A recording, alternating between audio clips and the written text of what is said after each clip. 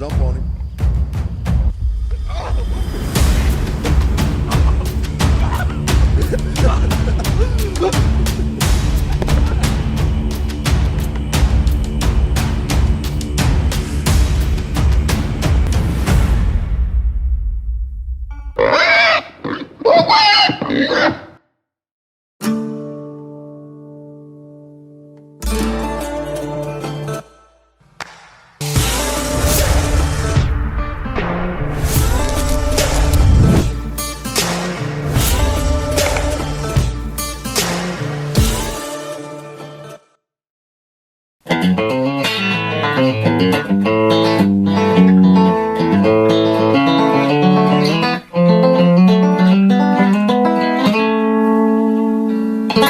One of the challenges of living on a farm in East Texas is you have to deal with hogs.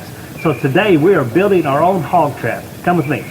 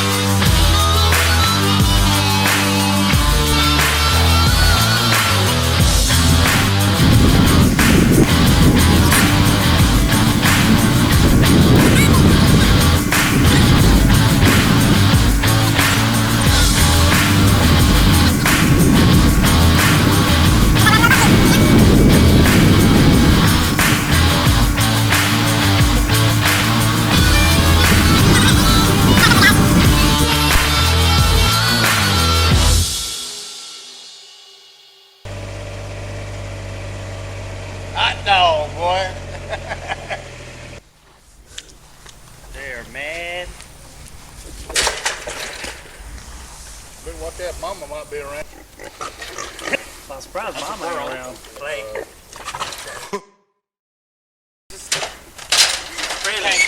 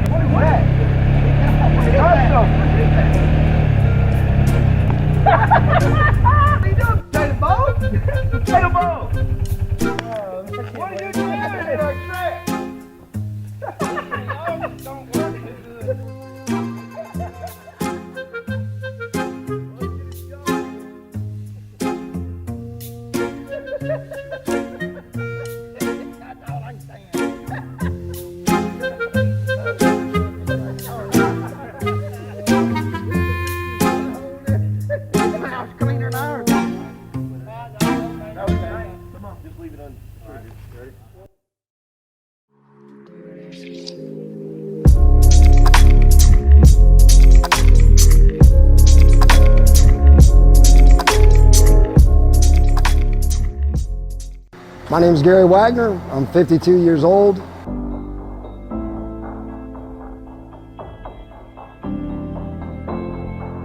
I was born in Fort Wayne, Indiana,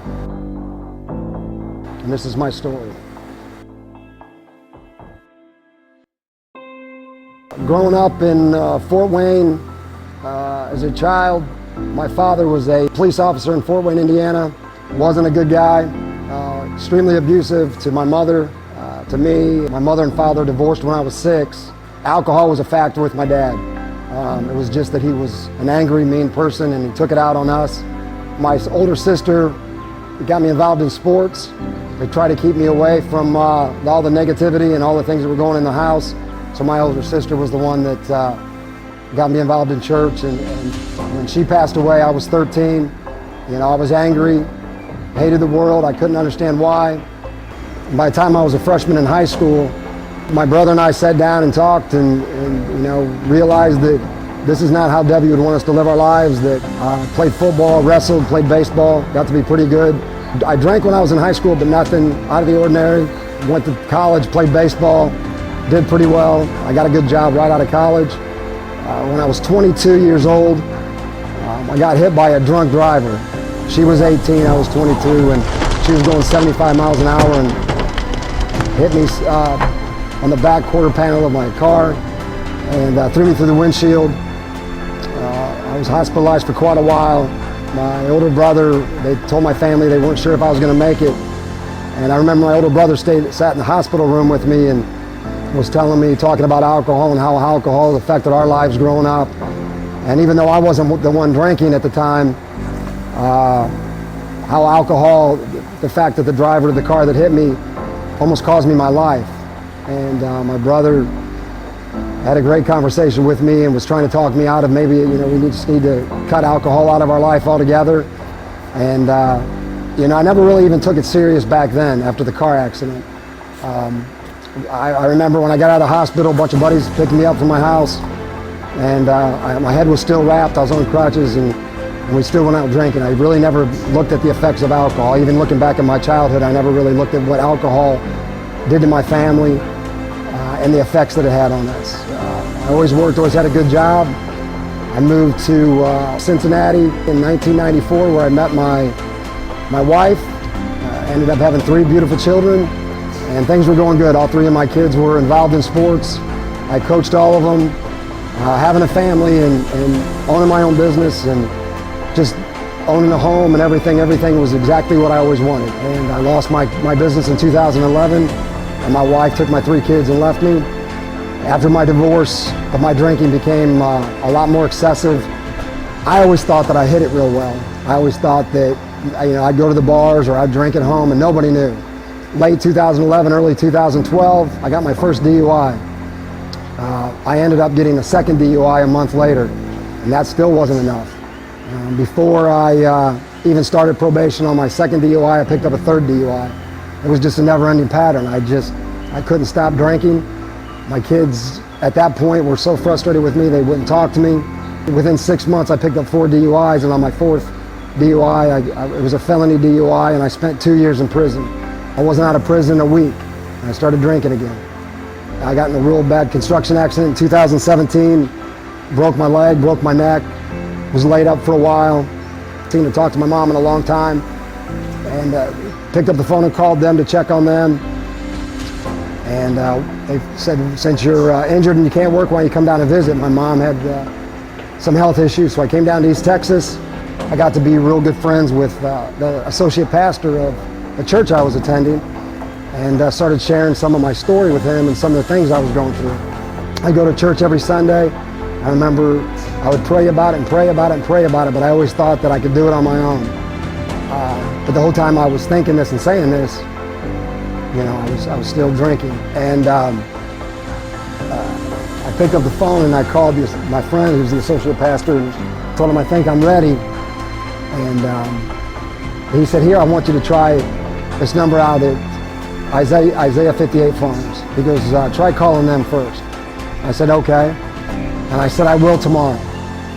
And he said, no, call them today. I said, I got to get to work. I'll call them tomorrow.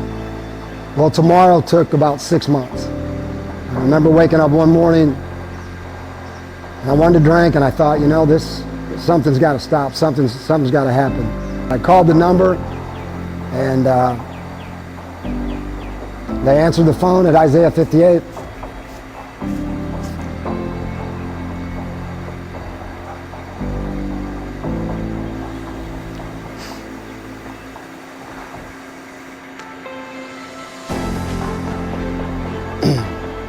And I told him my name, and to be honest with you, I thought it was going to be a long, uncomfortable conversation, and told him my name, I told him my problem, and I was waiting for just 100 questions that I wasn't ready to answer. And I remember he said, all right, he said, I've got beds available, come on out. I said, okay, I'll come out tomorrow. It was a Sunday. He said, no, he goes, why don't you come out today?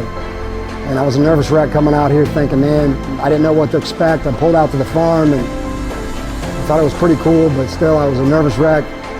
I ended up coming out, getting checked in, meeting all the guys, and it was an eye-opener for me. You know, finding out there was 50-some guys here and what we'd be doing and everything. And I was looking forward to the work, thinking it was amazing how these guys have turned their lives around. The guys haven't seen their kids and families that didn't want them, and you know, the different classes and things. And I started getting back into the Bible and praying, and trust plant here on the farm. And they put me to work out here the first day, and I loved that. I loved the work, kept my mind off of things, and I enjoyed working out here. And after a few months, I was promoted to floor supervisor, which really meant a lot. And you know, it was just that sense of responsibility and being able to grow with this place. And I really got into it. I really enjoyed it, and I realized this is the place for me, and I want this to happen, because for me to graduate this program, it's not only going to better myself, I don't want to go back to the way I was, really turn my life around. And it's unfortunate that it took me 52 years to realize this, but cool to see the guys that come in here and how it changes their lives. And it's just, I'm 2 months from graduating. I graduate in August, and you know, I'm thankful for this place. I'm thankful for the men here in this place, and it changed my life. And for me, I'm not looking back anymore. I'm looking forward, and I know that what I had in the past isn't what I want to go back to. And I plan on sticking around here when I graduate, and I'm trying to give back to what they gave me, because I came into this place and